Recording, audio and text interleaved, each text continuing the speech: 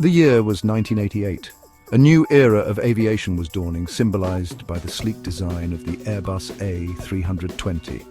This aircraft was not just another addition to the skies, it was a harbinger of change, a beacon of innovation that promised to redefine air travel. This wasn't just another jetliner, it was a technological leap, introducing the world to a revolutionary system known as fly-by-wire. This system would forever alter the relationship between pilot and machine, blending human intuition with digital precision. Gone were the days of cumbersome mechanical controls directly connecting pilots to an aircraft's flight surfaces. The traditional yokes, pulleys and cables were replaced by sophisticated electronics. In their place, a digital dance between computers and electronics, interpreting a pilot's commands and translating them into precise aircraft maneuvers. This seamless interaction promised a new level of accuracy and responsiveness. The A320 was marketed as the future of air travel, a symbol of European innovation and engineering prowess. It was a testament to what could be achieved when cutting-edge technology met visionary design. Its fly-by-wire system promised enhanced safety, efficiency, and a more comfortable flight experience. Pilots could now rely on advanced systems to assist them in making critical decisions. At the heart of this system were sophisticated computers that acted as intermediaries between the pilot and the aircraft's control surfaces. These computers were the unsung heroes, tirelessly working behind the scenes. These computers, known as flight control computers, FCCs, would constantly monitor flight parameters, making minor adjustments to ensure stability and safety. They were designed to handle the complexities of flight with unparalleled precision. This revolutionary technology was met with a mixture of excitement and apprehension. Enthusiasts marveled at the possibilities, while skeptics questioned the reliability of such advanced systems. Pilots, accustomed to the tangible connection of mechanical systems, questioned the reliability of these electronic intermediaries. They wondered if the new technology could truly replicate the nuanced feedback they were used to. Some feared that this new technology distanced them from the true feel of flying, creating a generation of systems managers rather than hands-on aviators. The debate between tradition and innovation was in full swing. Airbus, however, remained confident in their creation. They believed that the benefits of fly-by-wire far outweighed the concerns, and they were determined to prove it to the world. They touted the rigorous testing and redundant safety features built into the fly-by-wire system. Every aspect of the technology was scrutinized to ensure it met the highest standards of safety and reliability. To showcase the A320's capabilities and allay any lingering doubts, they planned a spectacular public debut at the Habsheim Airshow in France. This event was set to be a turning point in aviation history.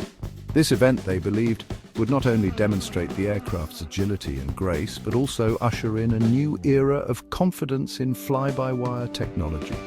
The world was watching, and Airbus was ready to make its mark.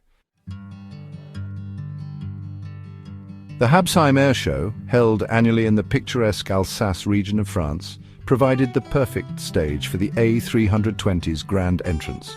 Anticipation was high, and the air was thick with excitement and curiosity. Aviation enthusiasts, industry professionals, and the general public flocked to witness the future of flight firsthand. The event promised a glimpse into the cutting-edge technology and innovation that the A320 represented. At the controls of the A320 for this momentous occasion was a seasoned crew. Captain Michel Asselineau and First Officer Jacques Michel. Both were highly respected in the aviation community. Asselineau, a former French Air Force pilot, was an experienced aviator with thousands of flight hours under his belt. His extensive background in both military and commercial aviation made him the ideal choice for this high-profile demonstration. His reputation as a skilled and meticulous pilot preceded him. Known for his precision and calm demeanor, Asselineau was trusted to handle the A320 with the utmost care. Michel, too, possessed an impressive resume, further bolstering confidence in the crew's ability to handle the nuances of the new fly-by-wire system. His expertise complemented Asselineau's, making them a formidable team. Their mission was simple, yet significant: to perform a low-altitude flyover of the airfield, showcasing the A320's maneuverability and grace to the captivated audience below. This was more than just a flight, it was a statement of technological advancement. The flyover, meticulously planned and rehearsed, involved a low approach over the runway, maintaining a steady altitude and airspeed. Every aspect of the maneuver had been fine-tuned to perfection. It was a routine maneuver well within the capabilities of both the aircraft and the experienced crew. The A320 was designed to handle such tasks with ease, and the crew was more than capable of executing it flawlessly. The plan called for the A320 to descend to 100 feet above ground level before gracefully pulling up and climbing away from the airfield. This maneuver was intended to demonstrate the aircraft's superior control and stability. Every detail, from the descent profile to the engine power settings, had been reviewed and rehearsed to ensure a flawless performance.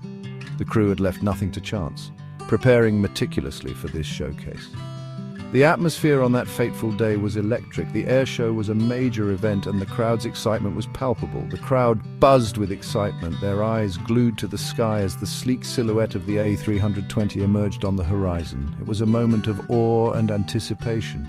Little did they know that this demonstration of technological prowess was about to take a tragic turn, forever etching the name Habsheim into aviation history. The day that began with such promise would end in a way no one could have foreseen.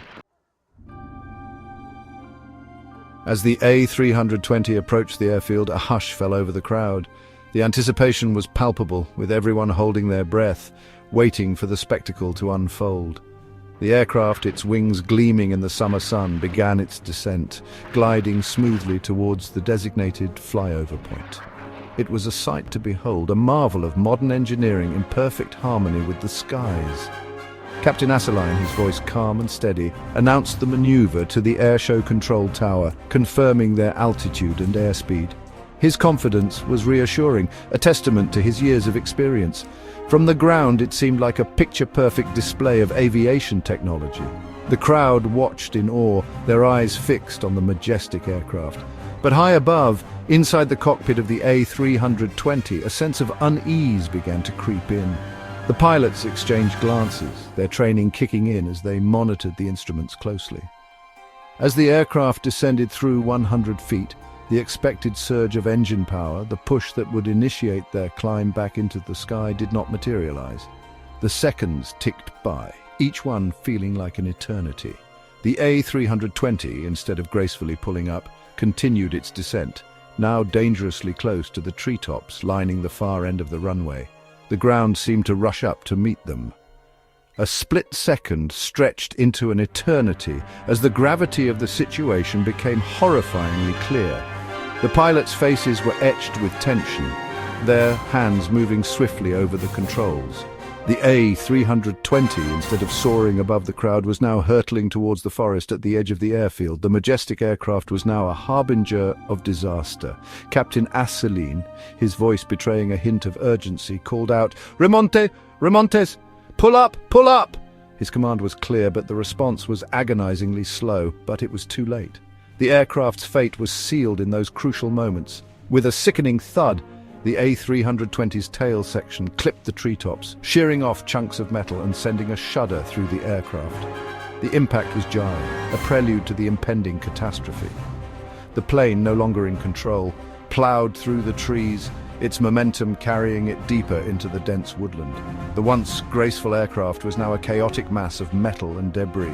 A collective gasp, followed by screams of terror, erupted from the crowd as they watched the unimaginable unfold before their very eyes.